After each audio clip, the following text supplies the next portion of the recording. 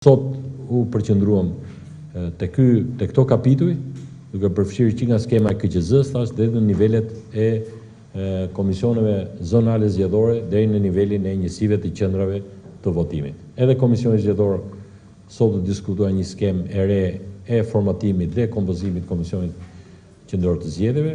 Disa nga dhënat tashmë janë bërë publike, unë nuk po ndalem ti komentoj, por synimi ka qenë që të ndahet roli ekzekutiv, pra administrimi zgjedhor i administratës zgjedhore totalisht e shkëputur nga partitë politike dhe aspekti rregullator, pra shkruajtja e rregullave dhe njëkohësisht çështjet e ankimit në nivel të Komisionit Qendror të Zgjedhjeve.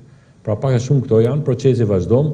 Unë njoftua mbledhja tjetër e cila do të zhvillohet javën tjetër, pasi deputetët kërkuan kohë për të përgatitur më shumë pyetje dhe për t'ia drejtuar ekspertëve pyetjet në mënyrë që seancën e radhës ne të kemi një diskutim e zauruar, shterues në lidhje me këtë çështje kaq të rëndësishme.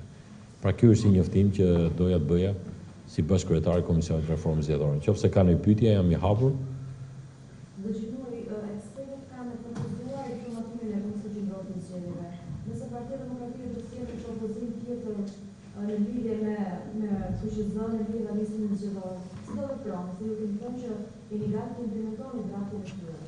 Ne e kemi thënë dhe nuk ka ndryshuar asgjë, ne presim çdo lloj propozimi nga Partia Demokratike, nga çdo palë interesuar, dhe natyrshëm ne do të zhvillojmë dhe një seancë të hapur siç zhvilluam javën e kaluar me gjithë aktorët e interesuar. Natyrshëm Partia Demokratike është pjesë integrale e këtij komisioni, pavarësisht se nuk merr pjesë.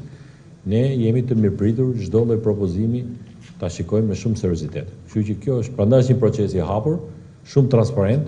Të gjitha diskutimet dhe draftet i vijnë në dispozicion publikut në mënyrë që ne të marrim çdo lloj feedbacku që do ta përmirësonte atë proces. Dy pyetje vetëm. Së pari duke u referuar, duke marrë shkaz edhe nga pyetja e kolegës, Partia Demokratike, nëse Partia Demokratike do të propozonte një depolitizim të pjetshëm të administratës zgjedhore, pra pa prekur KQZ-n në vete dhe vetëm nivelet e dyta dhe treta të GNV-t, a do të ishit dakord në parim? Dhe pyetja e dytë, Rudina Hajdari, bashkëkryetari i opozitës së parlamentarit të reformës zgjedhore, tha se do duhet ndryshohet dhe statusi në punësit civil para miratimit të depolitizimit. Si mendoni ju? Jo, paketa që diskutuam shoqërohet edhe me disa ndryshime të domosdoshme në ligjin për shërbimin civil. Detyrimi është që administratën, nëse ti do të bësh pjesë e shërbimit në punësit civil, pra do të aplikosh për një pozicion pune, ose je në shërbimin civil, e ke të detyrueshme vajtjen në kursin e trajnimit për sa i përket administratorit zgjedhor. Çfarë do thotë që ti, nëse merr pjesë në proces administrimit zgjedhor dhe nuk ke shkelje, mban dhe vendin e punës. Nëse shkel proceset zgjedhore, humbet vendin e punës apo nuk kualifikohesh për të qenë pjesë e aplikimeve për vendet e ndryshme të punës që hapen nga shërbimi civil. Do thosh kjo është një certifikat e domosdoshme, ashtu siç është arsimi i lartë që është i detyrueshëm për çdo njeri që aplikon për statusin e punës civil, do të jetë dhe certifikimi i administrimit zgjedhor. Dhe patjetër nëse të bie shorti dhe merr pjesë dhe ke shkelur ligjin apo nuk e zbatuar ligjin në mënyrë korrekte dhe ka mas ndaj teje, ti humbet dhe vendin e punës pranë shërbimit civil, njëkohësisht, ose nuk ke të drejtë të aplikosh në shërbimin civil. Kështu që këto janë çështje që kërkojnë një rregullim të një korpusi ligjor tjetër që është ligji për shërbimin civil, dhe natyrshëm që kjo të garantohet duhet patjetër edhe kjo dispozit. Për sa i përket pyetjes tjetër, thash unë po pres propozimet e Partisë Demokratike, nuk dua të shprehem paraprakisht, pastaj nuk është më skemë plotë depolitizuar, nëse flasim për depolitizim do të thotë nuk ka pjesëmarrës të partive politike në komisione. Nëse do zgjedhim një skemë miks, kjo mbetet për të parë, kjo është çështje pastaj kompromisi politik brenda dhe jashtë komisionit, po unë nuk dua ta paragjykoj, as dua që të komentoj një gjë që nuk ekziston, por është hipotetike.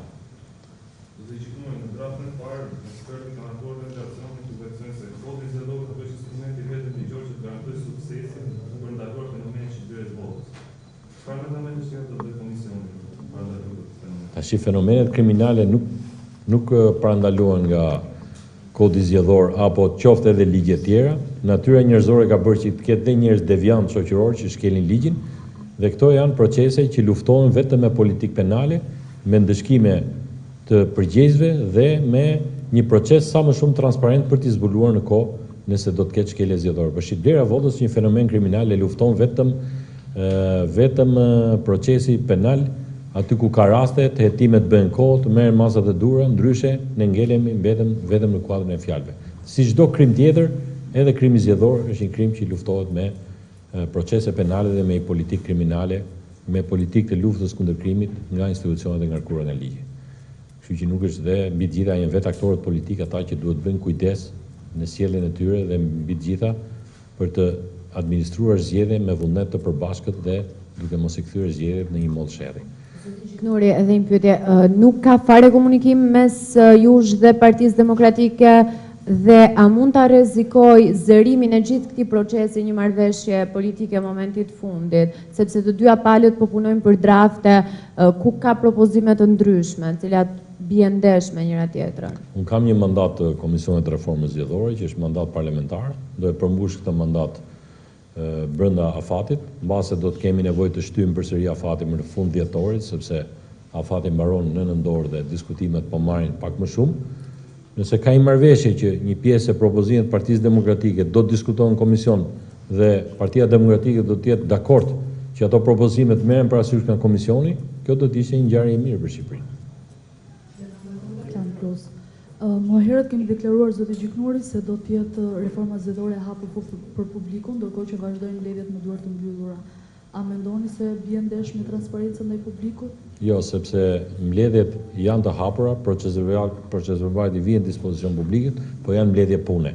Por ne çdo kapitull që diskutojmë në mbledhjet tona të punës, bëjmë dhe seanca dëgjimore publike, siç ishte rasti, mos gaboj, i parë disa ditëve, ku kishim një seancë publike ku gjithë mediat ishin prezent. Por ka një lloj balance mes transparencës dhe efikasitetit në punë dhe mendoj që vazhdimi i punës të komisionit pa prezencën e medias ndihmon procesin e ecërisë në këtë drejtim.